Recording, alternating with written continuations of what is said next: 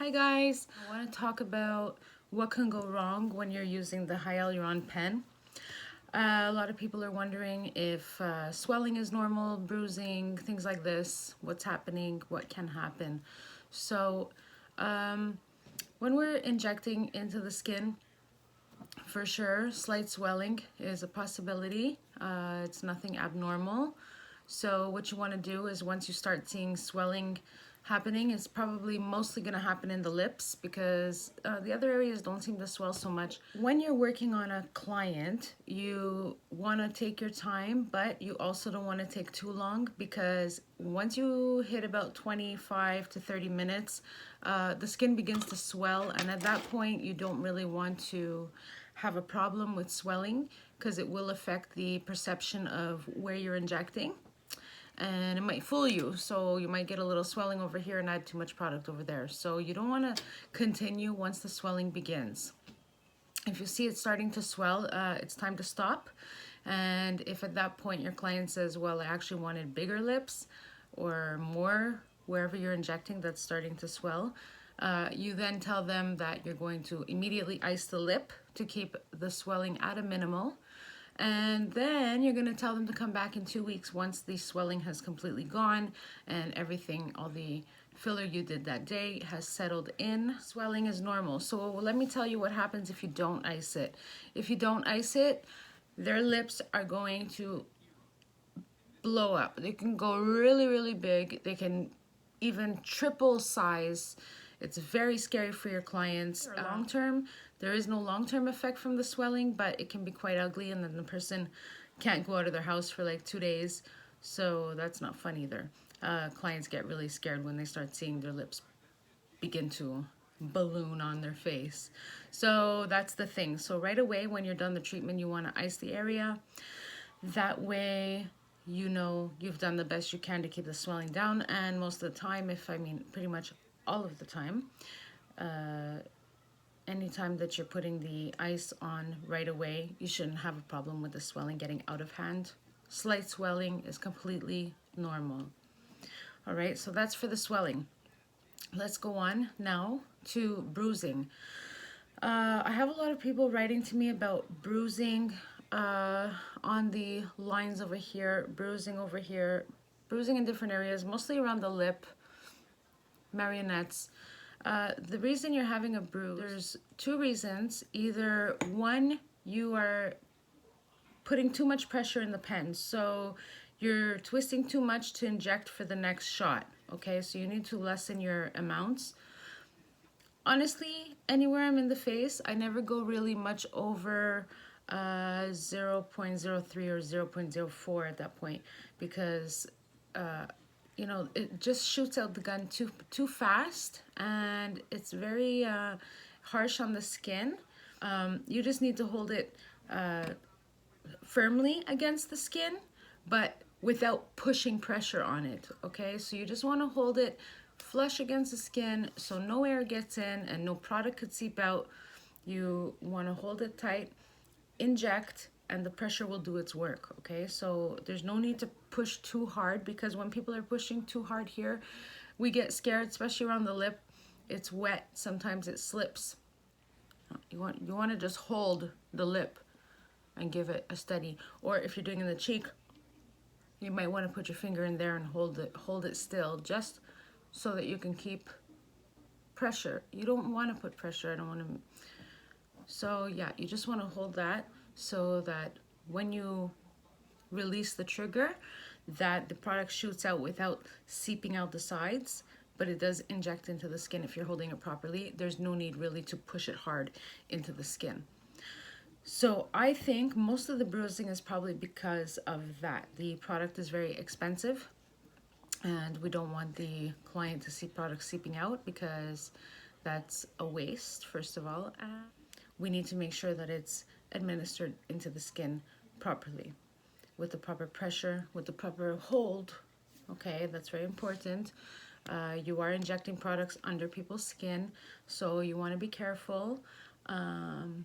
As for bruising, another thing with bruising, so bruising is unlikely. It hasn't really been a thing for me, but for a lot of people it has. So now that we talked about the mouth area, let's talk about the under eyes. The under eyes, whether you do it with a syringe, with Hyaluron Pen, with any kind of method that you're adding filler under the eyes, you will bruise. Absolutely 99% pretty sure you're gonna have a bruise, okay? So you can inject the area, it's just that you have to warn the client that they will bruise. It's not maybe, it's pretty much they will under the eyes. Anywhere else in the skin, no, you're not supposed to really have bruising.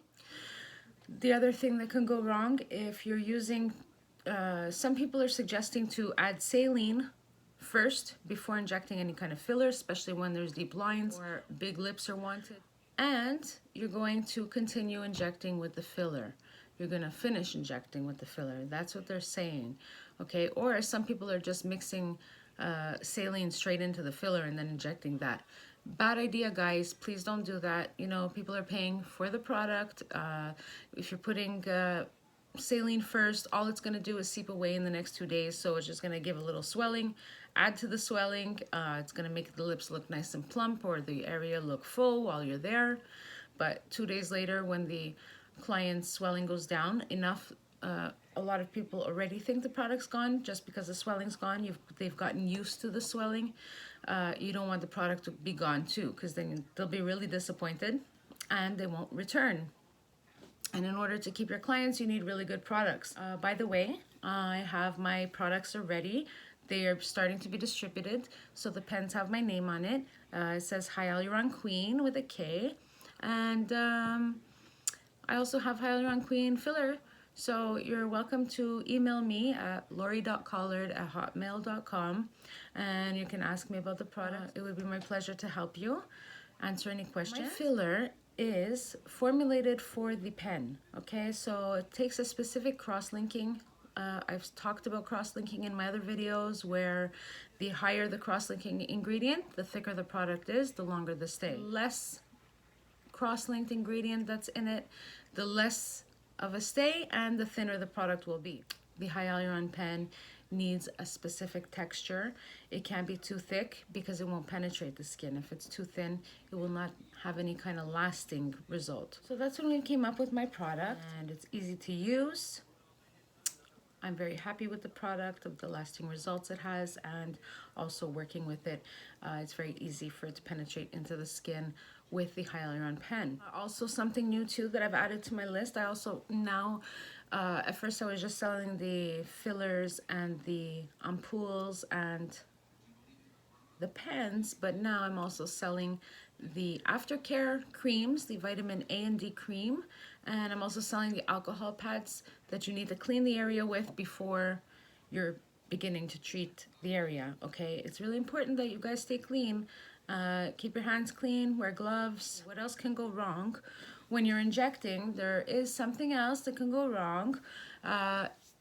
So if you have a low cross-linked product, if it's too low, or some people believe that like just because it's not cross-linked or it's pure hyaluronic acid, it doesn't mean anything. Pure hyaluronic acid means there's no cross-linking ingredient in order to make it stay longer in your skin.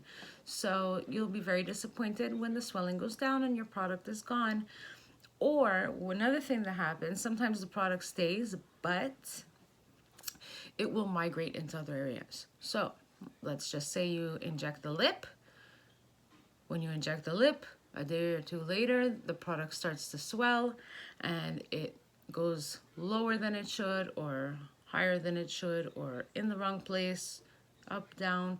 Wherever you're injecting, it could migrate. When you are injecting the lip, some people are being taught to put the center of the ampoule right on the lip line. Okay. I don't do this. I never put the center of the pool on the lip line because you're then there's going to be product that seeps into this around the lip, okay? We don't want anything to pass the lip line. So what I do is when I'm injecting, I push the ampoule, the outside of the ampoule, so the perimeter of the ampoule, the outside of it has to be on the lip line, okay? And that means the center would be just below the lip line, right? Just about a millimeter or two right below, okay?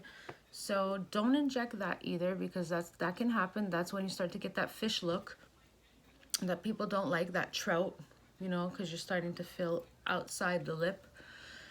You don't want to do that.